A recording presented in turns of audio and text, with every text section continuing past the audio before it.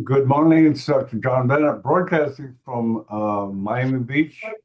We have today another webcast of Farhan Sadiq in the continuing series. We have the speaker Pierre Assad Aziz Karesi from Pakistan. He'll be doing the Tata. webcast today. And Farhan, could you introduce the speaker, please?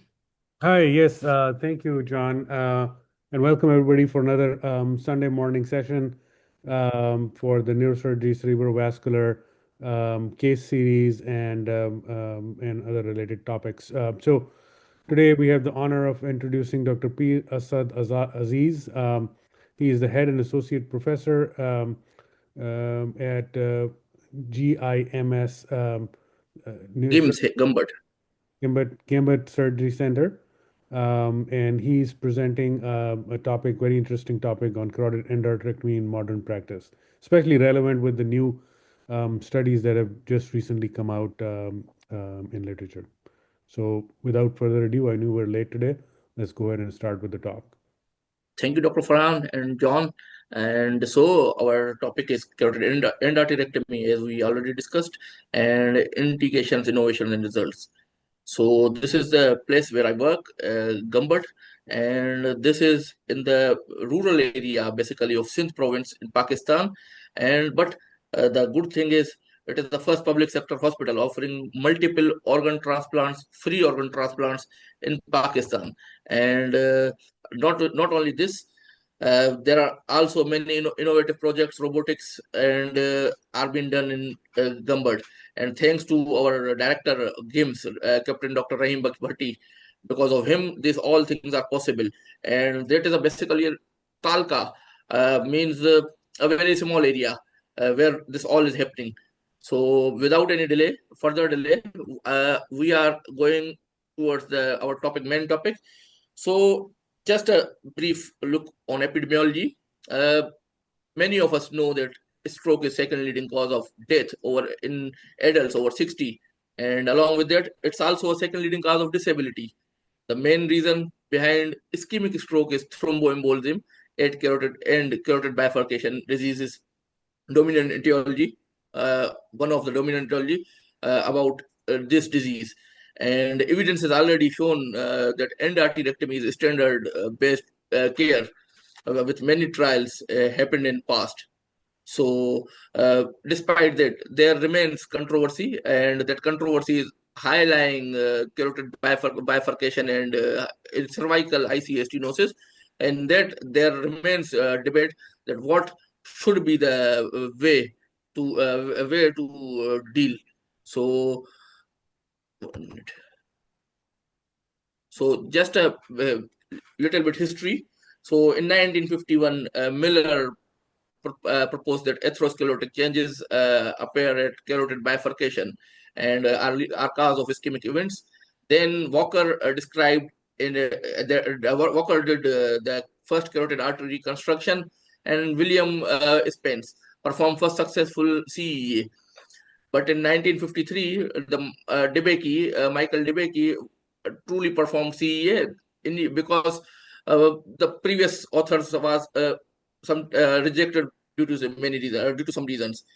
In 1971 to 95, in US, volume of the endarterectomy grew, rise so much, and afterwards in 1991, NACID trials and carotid atherosclerotic trial American, in 94, the patterns bit change, and the safety concern for asymptomatic patients temporarily grown and curved growth. In 98 to 2014, another thing came in the thing came was carotid artery stenting, and in the initial years, because of stenting and minimal invasiveness, the endarterectomy procedure was declined till again it's in 2013-14 ratio was a bit down. So how to evaluate preoperatively in symptomatic patients about the carotid stenosis? So we have to do initial workup, baseline workup, CBC, liver functions, coagulation, fasting glucose, ESRs, and with that we can go for CT scan and echocardiography with chest X-rays to exclude non-carotid TIA and minor strokes. Then the carotid imaging. Carotid imaging is our main focus, and Doppler ultrasound usually, which we practice a lot in our setup because we belong to LMIC, and here many times we don't have up to standard investigations for our help. So our routine test is Doppler ultrasound, and it has sensitivity of 70 to 96% with high specificity as well to diagnose high-grade stenosis. And then we go for CTA, which has also good sensitivity and high specificity. So advanced CT, MRA, and further more investigations, many of which are not happening in our region, but CTA, as we discussed that plague, we are doing CTA, and with the help of CTA, we access the plaque calcification and ICA bifurcation height and mandible angle. So this determines whether we are going for endarterectomy or any endovascular procedure. Along with it, we can also identify the aortic arch as well. We can see in the lower in the diagram image that there is a calcification and a plaque inside the carotid, so causing it narrowing. So then came MRA. MRA helps us in more determining the plaque components, that it's how it's formed, lipid core, intraplaque hemorrhage, and but again, the more standard is catheter angiography, which where I work in Hyderabad is not available. So we rely on CTA because it's easy and accessible. So we determine with Doppler and CTA, 6-vessel angiogram like this. And advanced risk stratification investigations like OCTs and PET, and then again enhanced MRIs, they can help us in the morphology and plaque morphology, but then these are not present in this region, like DOTA, which can help in determining the macrophage inflammation, and then NAFPET determines microcalcification. These are very helpful, but due to unavailability at many centers, we cannot rely on this. I put a board down inside that to determine our viewers that if for example, if FDG, PET scan, fluorodiglucose uptake is more, then it indicates that this is an inflammatory plaque, and we can go for early CEA. Similarly, if the OCT is positive and determines thinning of the fibrous cape, that means the plaque is vulnerable, and again CEA is preferred. Similarly, if we see the microcalcification on NAFPET, that means the plaque is active, so we can go for a close follow-up. So like this, we can determine these recent tests can help us in determining our strategy, and macrophage activity can determine the aggressiveness of treatment. So a bit ahead, so preoperative evaluation of asymptomatic patients. So we are actually talking about asymptomatic patients first, then symptomatic. So as the patients are mostly asymptomatic, so no mass screening is recommended basically. But the prevalence, if the patient's on Doppler, we find that there is moderate stenosis, which is around 50 to 69% of stenosis, and or severe asymptomatic patients with greater than 70% stenosis, then we can go for the procedure. Then if we see the stroke risk factors in asymptomatic patients, we will get the history that the patient's age is more the factor, more than 70, a male patient with history of contralateral TIA or stroke, and the vascular risk factors like high BP and history of smoking more than 10 peak years, and obesity with BMI 30, greater than 30, are at a risk of developing asymptomatic stenosis. Along with that, diabetes is the strong predictor. So with these, we can risk stratify, and then further we can investigate and go ahead. This is again a slide in which we have determined the different features comparing asymptomatic and symptomatic, in which the patient's screening modalities. We have described that the screening should be done more in symptomatic, routine baselines, carotid Doppler, CT, MR, these recent investigations, and stroke risk factors depends all. So in asymptomatic, many of these are not present. So the surgical indications in symptomatic patients. Now moving towards the symptomatic patients. So the NACID trials and European carotid stenosis trials, surgical trials. So the CEA is recommended in symptomatic patients with greater than 70% stenosis on non-invasive, means Doppler imaging, or 50% or more on angiography, and determines, and with this, the results of CEA, the stroke and death risk are less than 6% if we go for early CEA.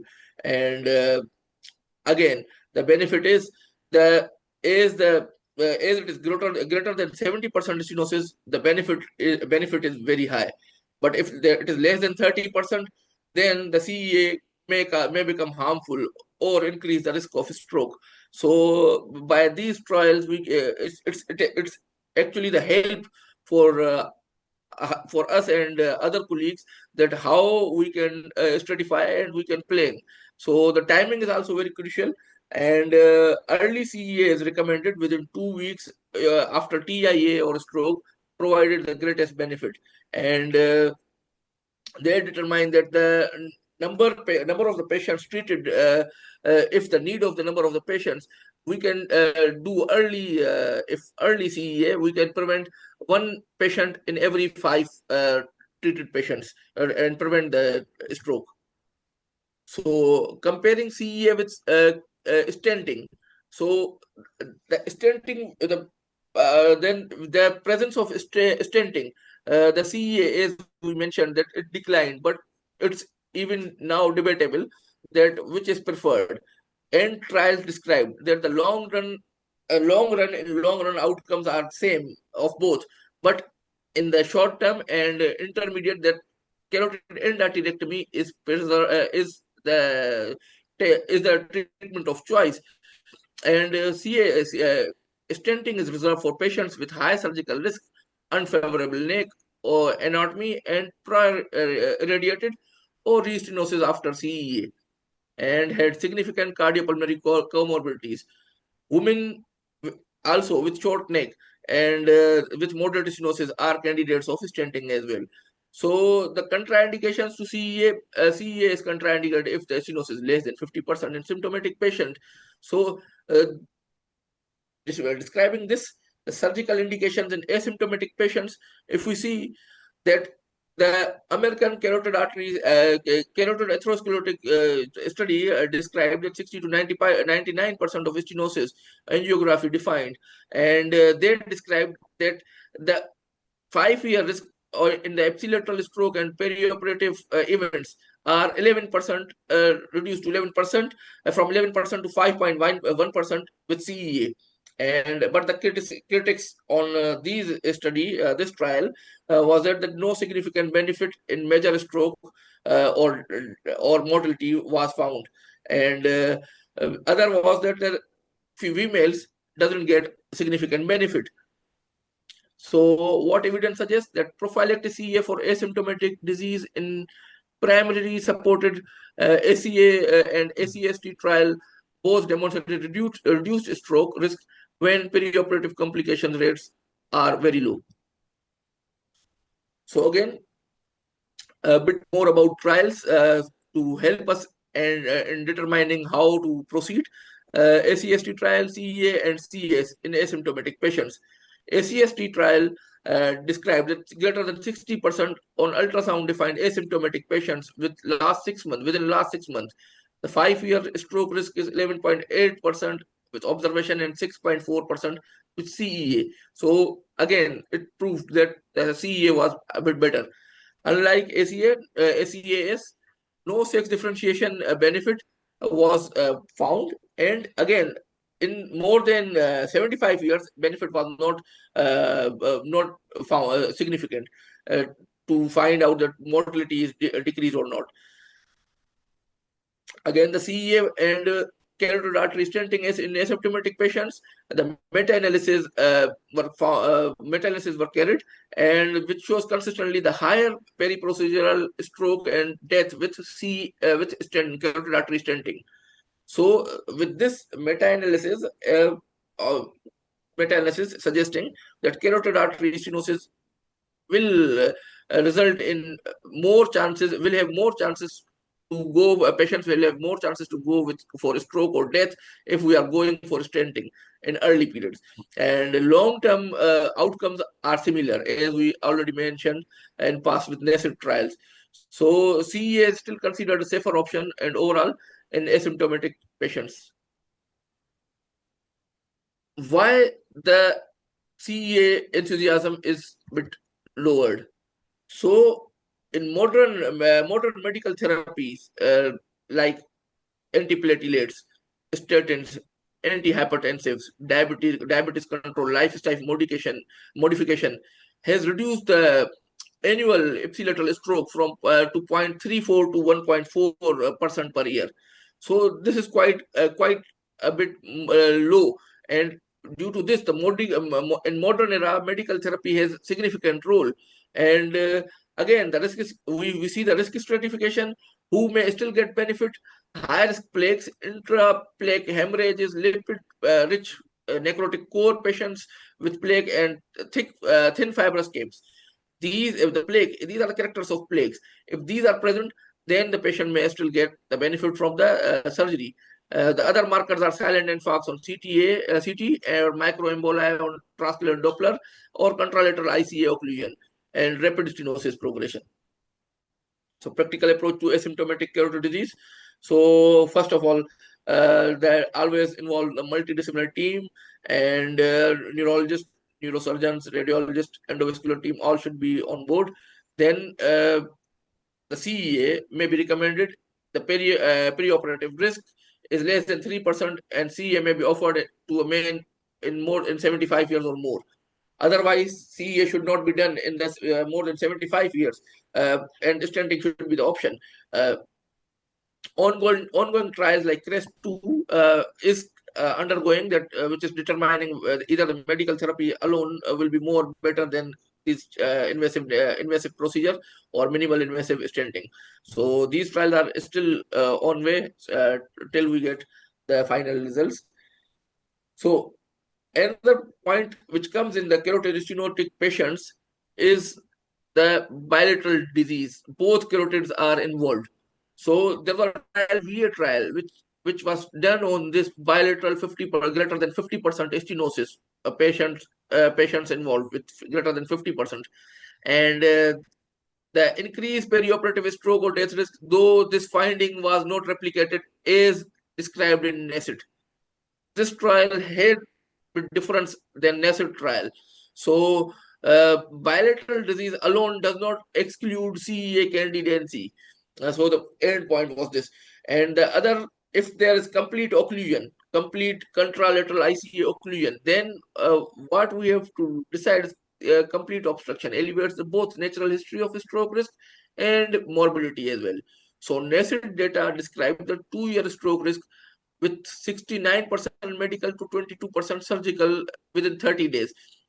So again, that prescribed that this surgery should be preferred, and this should not automatically deter CEA if the lesion is otherwise appropriate. So to cut short it, according to VIA trial, which was against the NACID, a bit against the NACID, but again, if we see the NACID trial, it determined that if there is complete obstruction, even then we can go for CEA. And then the role of shunting in the CEA, which we will see after after few slides, debate in shunting, that it remains still controversial that we should do routine shunting, selective shunting, or we do not do shunting. So we'll describe it a bit later as well. So carotid artery stenting,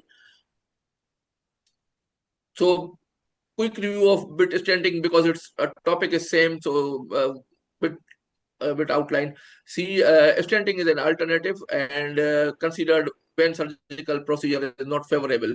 Cochrane database describes that CE is superior to stenting in symptomatic patients due to high periprocedural stroke death risk with stenting.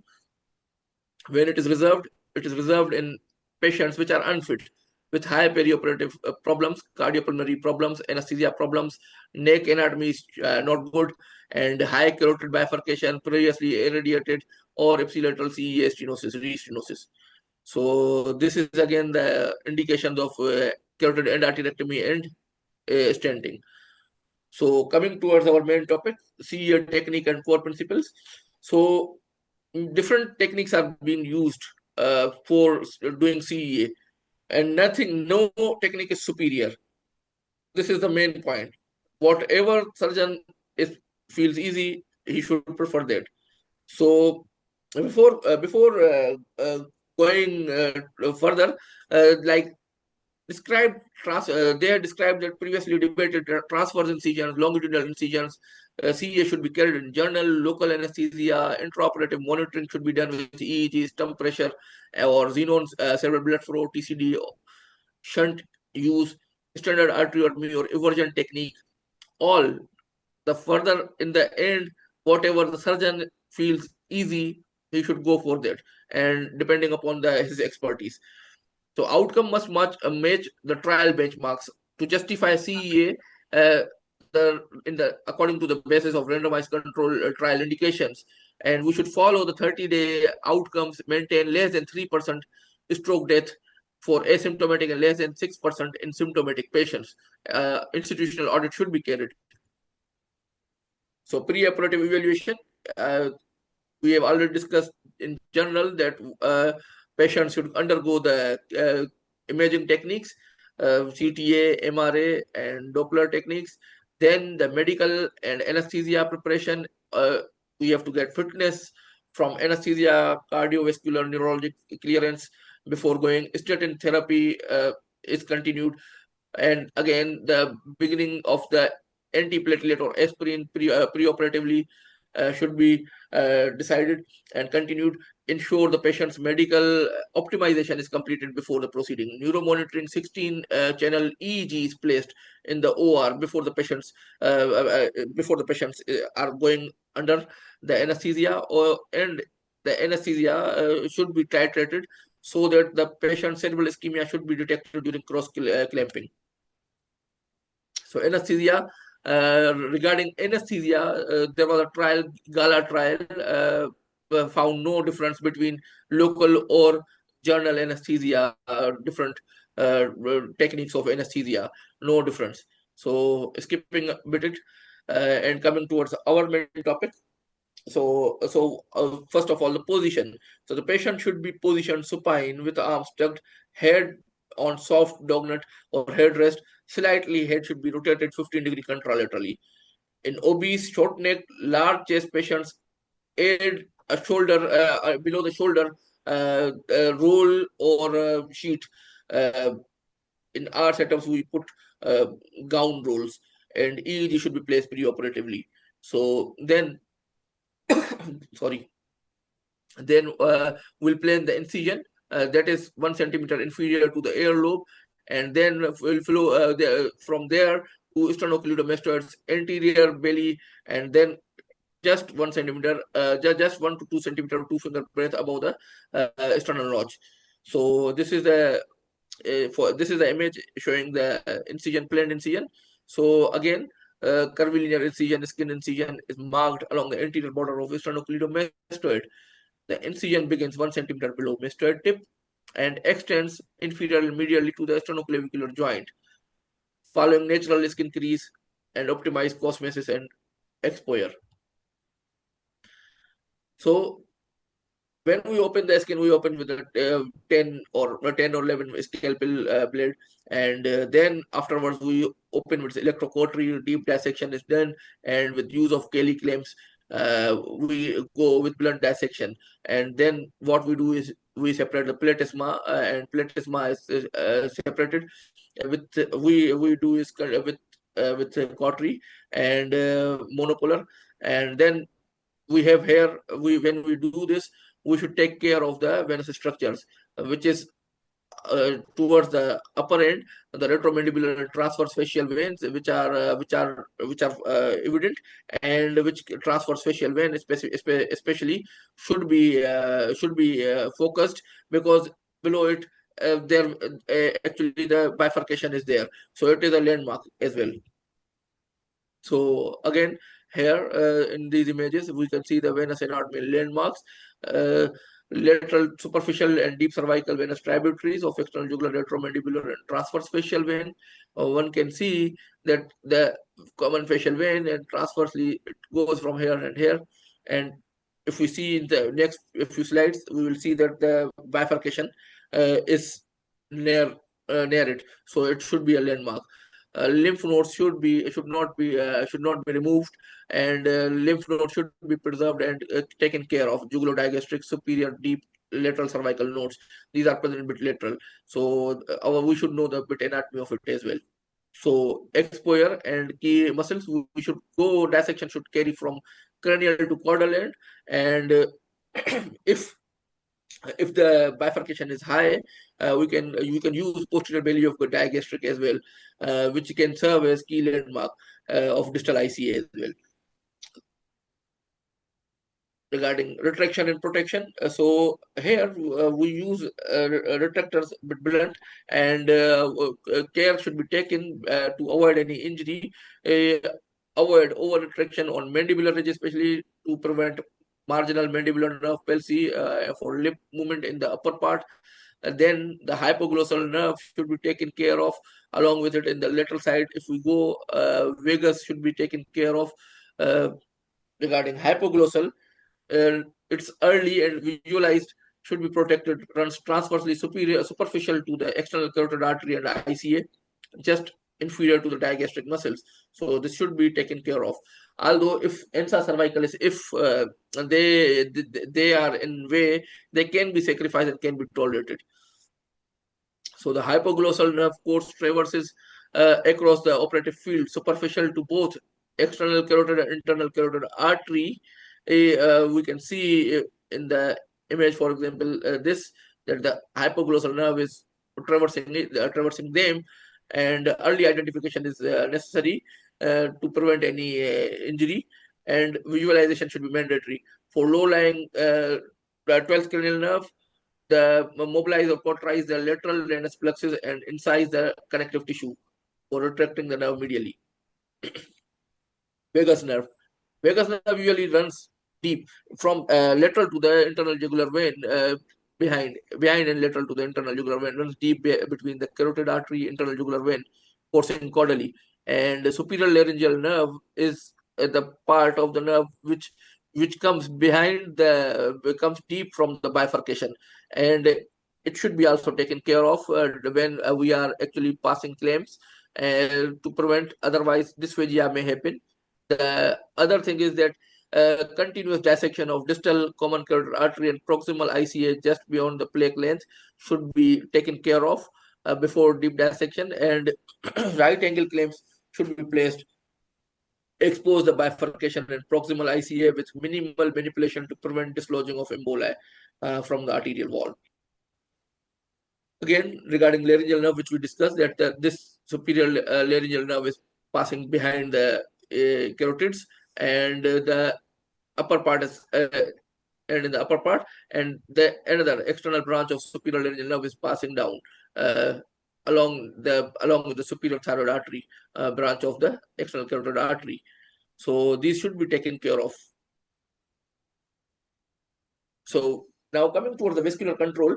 So first of all, what we do, because in our setups we don't have much of facilities, so what we do is we pass like this. I put an image, pass Foley's catheter just for clamping, and we do it retracted, and it helps us enough so that we can carry our procedure.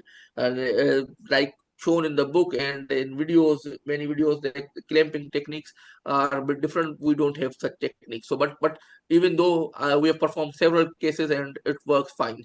So CCA isolation should be done first with umbilical tape proximal to the plaque and clamp inferiorly. This is basically, I am writing a bit bookish, but what we do is a bit different. Then the ECA should be controlled. Distal ECA loop clamp should be put superiorly, and superior thyroid artery should be identified and ligated or clamped as well. Then the ICA should be taken care of, and the beyond the plaque for preparing for the clamping. So with clamping, remoral tourniquet is used on CCA, ECA, and ICA. Again, as I have shown that we don't have these things present. So what comes easy for us, we do that.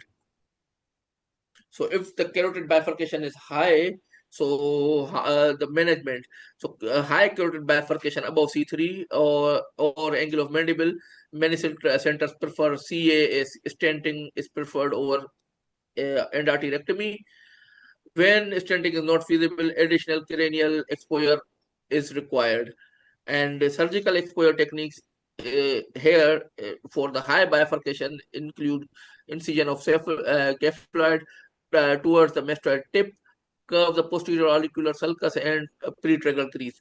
And then what we do is we mobilize the posterior parotid from the upper sternocleidomastoid and protecting the main facial nerve trunk.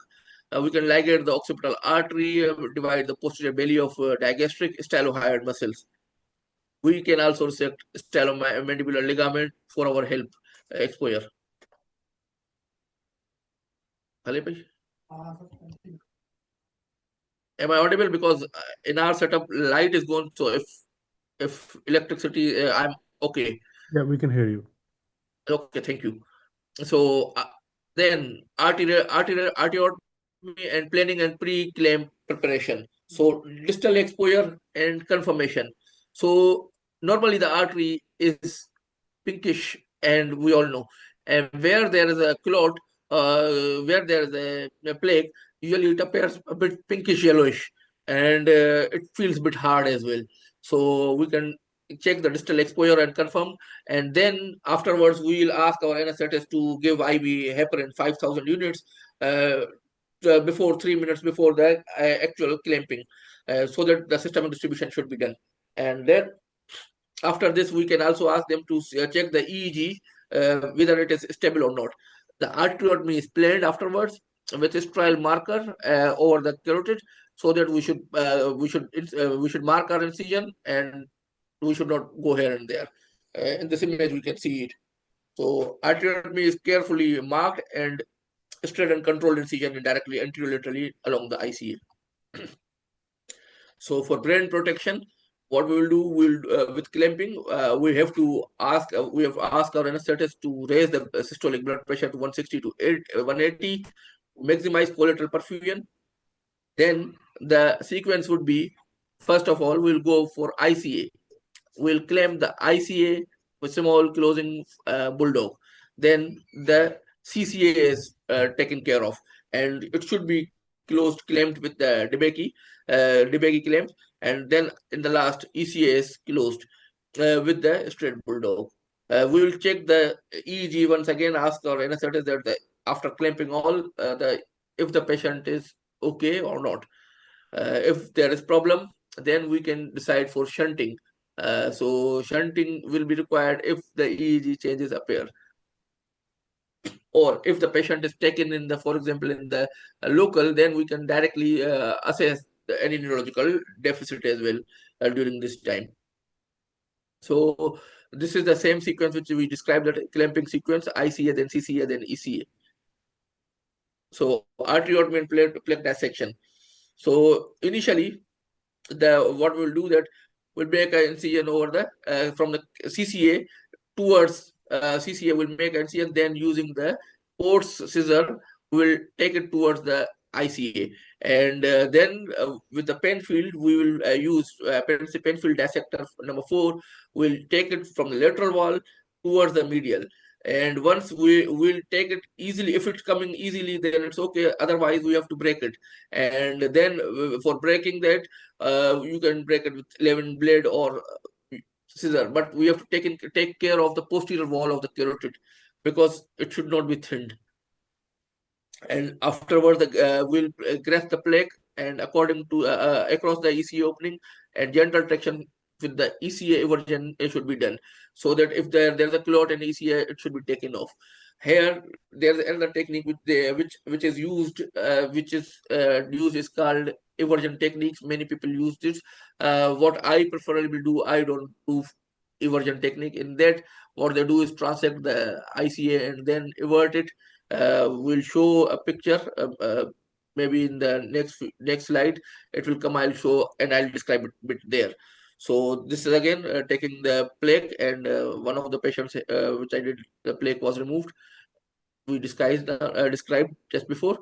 So the distal endpoint and lumen inspection should be taken, and the small debris which is returning should be taken out from this with the help of the small ring forceps, so that it should be lumen should be patterned and cleared. We will also use heparin saline so that the physiologic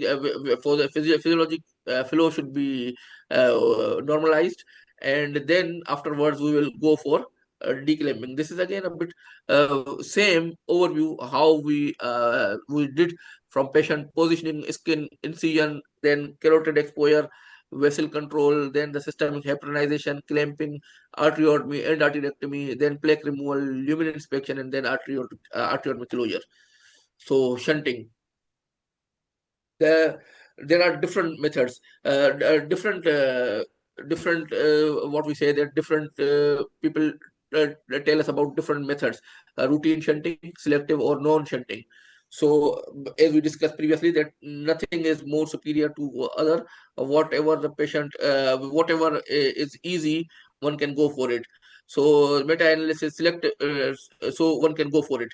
So then the EEG guide for selective shunting. If we see the EEG for to check the cerebral ischemia, when to prevent cerebral ischemia, we have to check for EEG, and we'll see that if there are greater than 50% fast frequencies or amplitude are high waves is there. If there is present, then we can go for selective shunting. What are the risks with the shunting? Basically, are if we place the shunt, then there is chance that we can dissect the vessel. There could be incomplete end arteriectomy around the shunt. Time during the surgery increases and may cause high pre-procedural cost. In Pakistan, in where I work in Hyderabad, we use another kind of shunt that is called Javed shunt, a locally assembled shunt, not the one which is explained in the books. So here we use that, and in this we can see that the shunt is placed in the carotids, and these are the two images showing this. Insert the agrile shunt, the distal ICA first, then secure with humeral tourniquet, confirm the back bleeding so that we can, if there is something that should come out, and then mark the shunt midpoint. There should be a line in between the in the mid of the shunt, so that should be kept as a standard to help us identify, and then the other end should be put in the CCA. Then we have to release the clamps temporarily during shunt insertion to minimize bleeding, and both humeral tourniquets are tightened sequentially to achieve and secure the hemostatic seal. So regarding closure, so primary closure should be done. What we should do primary close and with 6-0 proline double arm suture, and start distally at ICA, and then go to apex. So towards it, and then if there is a latch, then first few stitches are used to secure the transition zone and prevent dissection. Two directional closure can also be done, and the back bleeding will check back bleeding and air removal during the final stitches. We'll ask our anesthetist that we should lower the blood pressure to less than 150, open the clamps. The sequence of opening the clamps is ICA, ECA, and CCA vascular clamps. Then after 8 to 10 heartbeats with back bleeding, we'll finally restore hair, and then we'll remove the actual clamps. The way should be different of placing. Like when we are applying the clamps, we go for ICA, then CCA, then ECA, and here it should be opposite. We'll come from external carotid first, then common carotid, then with a 10-second or 15-second pause, we'll remove the last clamp ICA from ICA. And so the typical clamping time usually is around 22 to 74 minutes according to the papers, but what we usually we take around 25-28 minutes during this. So now coming towards the portion that we have done the endarterectomy. Now we'll check for hemostasis, and we'll check the flow confirmation, and this should be done intraoperatively with the hand-held Doppler. And ICA had low resistant triphasic waveform, and ECA had high resistant pulsatile form. These should be checked, and the superficial temporal artery pulse should be checked, palpable. If it is palpable and strong, then it means the blood is good, moving good in the ECA. If it is not, then we have to check, and sometimes the debris and the plaque should go in ECA, so we have to take care of it as well and remove it as well. So perform distal ECA dissection with small arteriotomy, plaque removal, and close with 6-0 if the pulse is not good in the superficial temporal artery. So this is the image. Actually, I placed image here. So this is the eversion technique which we discussed previously. That if during the surgery, some surgeons used eversion technique, their ICS transected, then they reverse it, making it eversion, and then remove the plaque. I personally do not do this technique, and I use simple technique. So ECA dissection for residual plaque should be done, which we are discussing in the last slide, that if the clot or plaque is inside the ECA, we have to dissect it out, and then again through Doppler we have to check it, or we can also check from the palpable pulses as well. Now, during closure, one thing else is that some surgeons use patch for closure, and sometimes it's done end to end as well without patch. So what are the different type of patches used? Like arteriogenous vein, saphenous vein graft is used, or synthetic patches like PTFE or Dacron are used. What we use is bovine pericardium because the Dacron had more infection rate, and so we use that. And PTFE is very expensive, so we don't use it. And like saphenous vein, if we use the what is in the literature, it has low infection risk, but the problem is that time should be more during surgery, then second incision should be taken, and there should be chances of rupture risk. So the literature describes it. We do not use saphenous vein till now. It's not. We have not used it, and we have done the endarterectomy smoothly in past. When patch is used, patches are reserved for severe tortuous.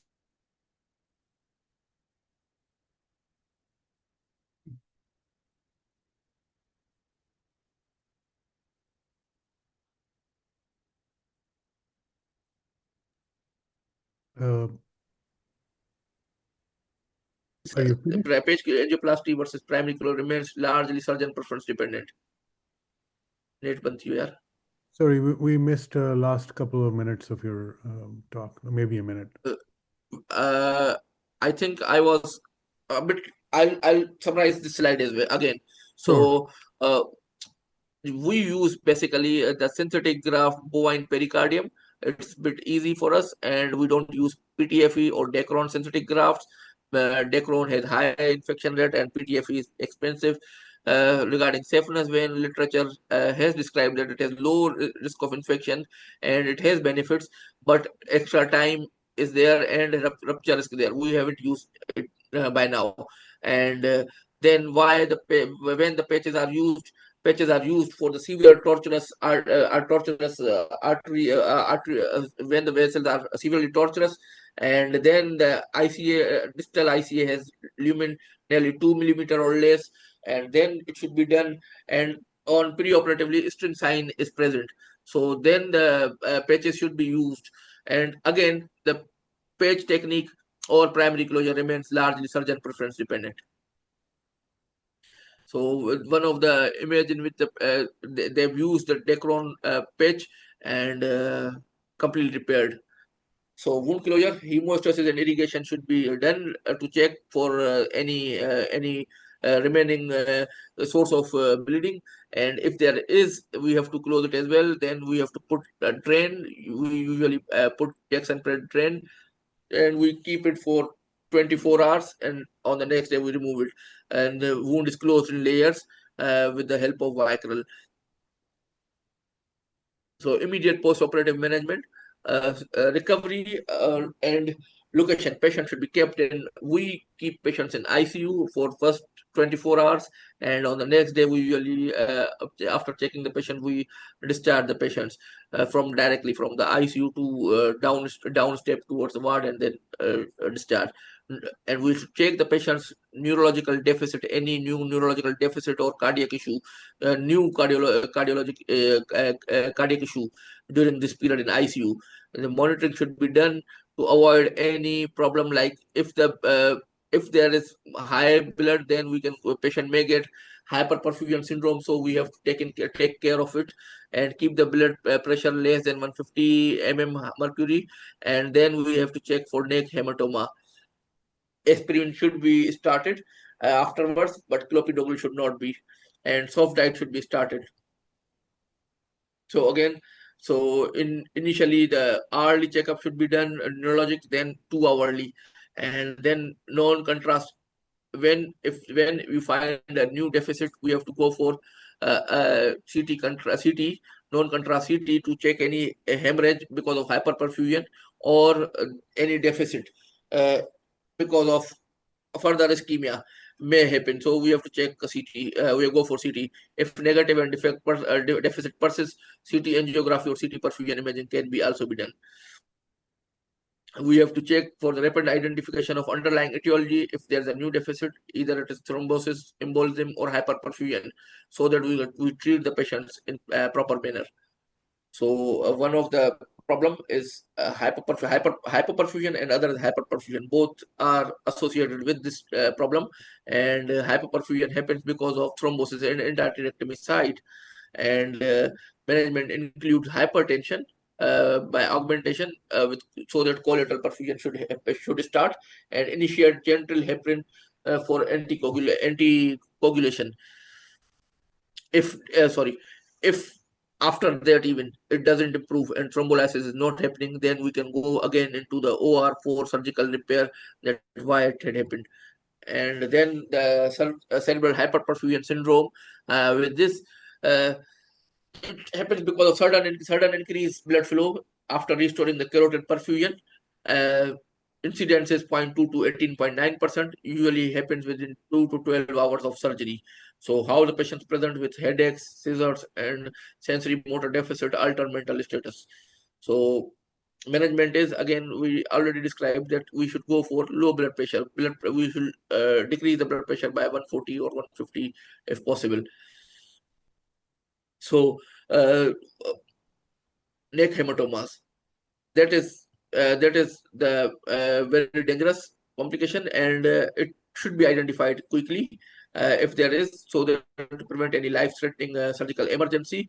And when we are going for exploration, if there is a problem, we should keep ENT surgeon with us on standby, because many times somebody can somebody can need a tracheostomy, and intubation should be difficult.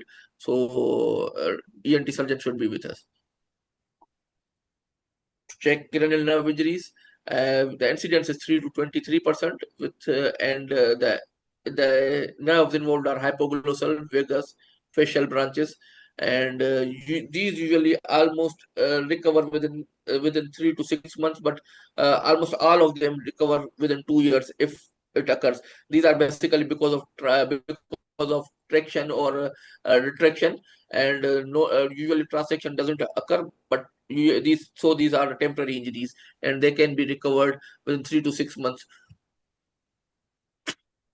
One more thing is that restenosis after surgery, endarterectomy. So the evidence tells that 10% chances of restenosis, greater than 50% at 1 year.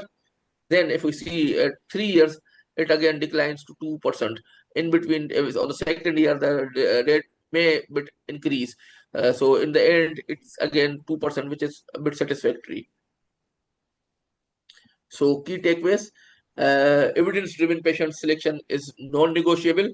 CEA provides the greatest benefit for symptomatic patients and with 70% stenosis, and should be operated within 2 weeks. Benefit diminishes sharply with delay. And with lesser degree of stenosis, asymptomatic disease must be evaluated in context to modern medical treatment. And then the technique, no technique, as we discussed, no single technique is superior to other. It all depends upon a surgeon. And multidisciplinary integration, and for future CREST, as we discussed, the CREST 2 trial is underway. So let's see what the results are. We will define the optimal role of by the end of this trial. We will define that what are the best treatment options in future, either medical, CEA, or stenting. Thank you. Thank you so much, Dr. Asad Aziz, Dr. Qureshi. This was a very comprehensive review of carotid disease and many different techniques. I'll just have a couple of different comments. Endarterectomy is carotid endarterectomy is a beautiful vascular procedure that all neurosurgeons, vascular surgeons should learn, because it leads to other vascular problems that we can deal with, such as other form of bypasses and things like that, or cross clamping when we are requiring it for large aneurysms for proximal control. So essential knowledge of, in fact, I would even go out and say surgeons who can do a good carotid endarterectomy exposure will never have any problems doing any anterior cervical discectomy or spine surgery as well, because the anatomy is very beautifully laid out, and a clear understanding of anatomy is essential for these operations.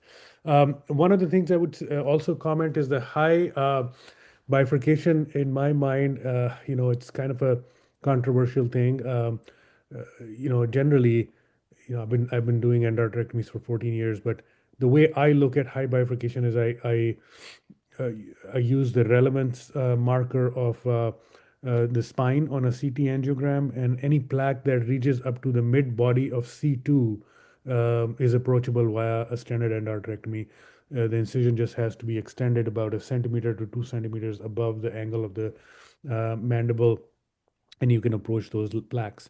But the plaques that extend higher, at least in our practice, we tend to do stenting for those, because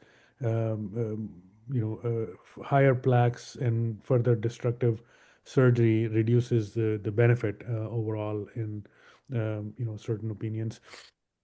Regarding CREST-2, they actually just announced their results, and we were still waiting for the final results. But what it did show was that when compared stenting to medical management, stenting showed benefit statistically significant. And the stenting arm outcomes were 2.8% risk of recurrent stroke, whereas medical management was about 6% recurrent stroke. So that's also a very important piece of information and data that we need to keep in mind, that asymptomatic carotid disease, even with best medical management, still has about a 6% risk of recurrent stroke during follow-up. When they compared endarterectomy with medical management in that group, they did not see significant benefit of endarterectomy. That doesn't mean that endarterectomy and stenting are, inferior or superior, but the data in the CREST-2 study sort of tends to favor the narrative that perhaps for asymptomatic carotid disease, for the inclusion criteria of CREST-2, maybe stenting should be considered more seriously than endarterectomy. And I think as time goes on, stenting technology and technique is going to continue to evolve and continue to get better and better. And endarterectomy will continue to compete, but will have difficult time finding that competition. You're very right. All right, and Sure. with recent future,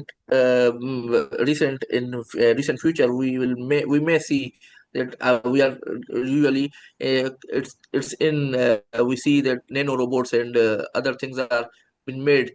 They may exclude the chances of either stenting or the endarterectomy. Yeah. Yeah. I think endarterectomy. So what these data sets emphasize is that, in our hands, we have to make sure that endarterectomy complication rate is extremely low. It's very, I think CREST-2 did demonstrate that asymptomatic carotid disease, the stenting, endarterectomy arm risk was about 3% or 3.5%, I believe. And that's a very low risk. Any procedure that has less than 5% risk is a good procedure.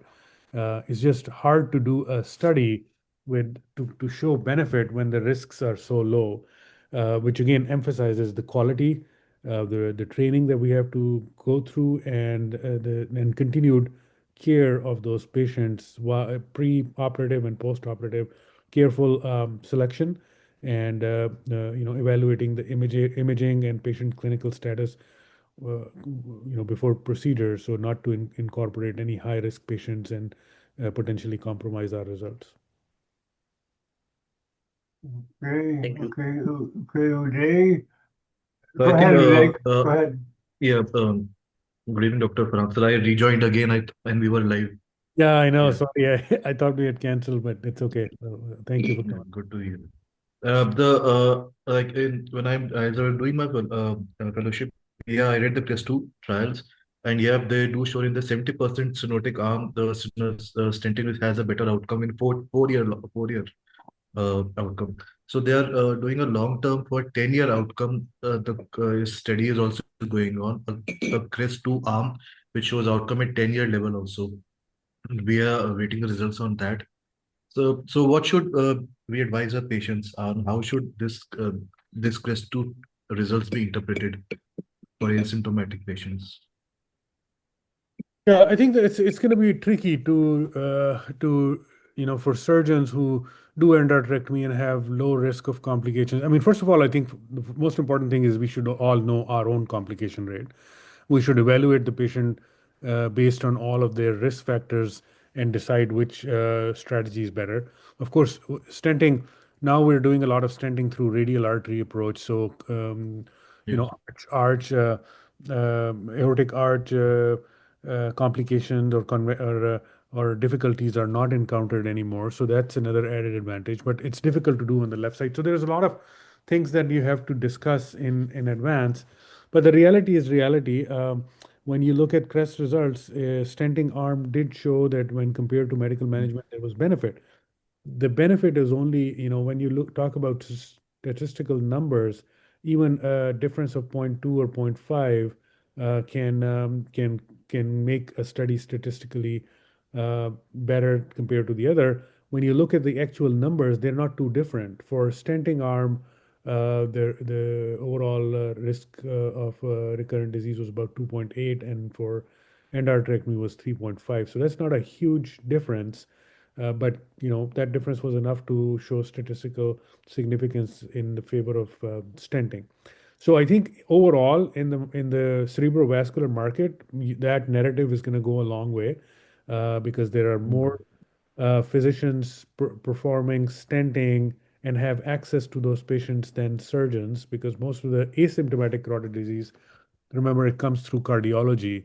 When they are doing cardiac evaluations, they usually look at the carotids, and At least in the United States, a lot of cardiologists actually do stenting, carotid stenting as well. I don't know about other India or Pakistan, No. but I do know that in at least in the United States, even in CREST 1, 80% of the centers that were enrolling for stenting were actually cardiologists, not neurointerventionists or neurosurgeons. So there is a little bit Here we of neurointerventions. yeah. So there Here is we are doing only the neurointervention surgeries. The yeah. neurosurgeons are there. So I think Similarly, in Pakistan, the cardiologists are doing these. Neurosurgeons are not doing any kind of endovascular treatments. Stenting is far, but any procedure. yeah. So I think that's an important thing for us to learn that neurosurgeons need to be at the forefront of this. Whether it's endarterectomy or stenting, I would say For stenting. treatment of carotid disease. So as neurosurgeons, because I'll tell you, I'll give you one simple example is that one of the most complicated problem in endarterectomy or stenting is stroke, and diagnosing the symptoms of stroke and treatment, potentially performing thrombectomies. Obviously, the cardiac surgeons or cardiac physicians are not trained to do that. Great. So I think it's very important that you should be able to manage the complications of any procedure that you're offering. So I think that's the primary premise of any procedural based medical field or specialty. The other argument I would also uh, propose is that yes, once you you get into the vessels and learn stenting and learn different stents and their properties, you can pretty much put a stent anywhere. But I can do a stent in a cardiac vessel, coronary vessel, but I don't understand, or I have not learned any indications, number one, complications, or how to manage that further, the cardiac disease. So I should not be the person doing those. So I think that's kind of the more philosophical answer. Any Um, role of any role of TCAR in what? How would you go about yeah. that? So TCAR is also coming up. I think we need to do some head-to-head analysis of TCAR compared. In our center, some vascular surgeons are doing TCAR. We end up doing either endarterectomy or stent because we do radial stents a lot. It's going to be very hard to prove that TCAR is better than carotid stenting, traditional carotid stenting, because the risk of a procedural complication is going to be so low that the number needed to assess an outcome would be in thousands. And doing such a large study would not be a feasible thing. So I think TCAR will continue to survive. There's a lot of uh, political aspects of it. I think from a surgical standpoint, in certain cases, learning to do TCAR is very beneficial. For example, somebody who has a high bifurcation and very tortuous vasculature, it's very beneficial that you are trained to do TCAR because you can it's not very hard to catheterize carotid artery in the neck. We've done that several times for acute strokes.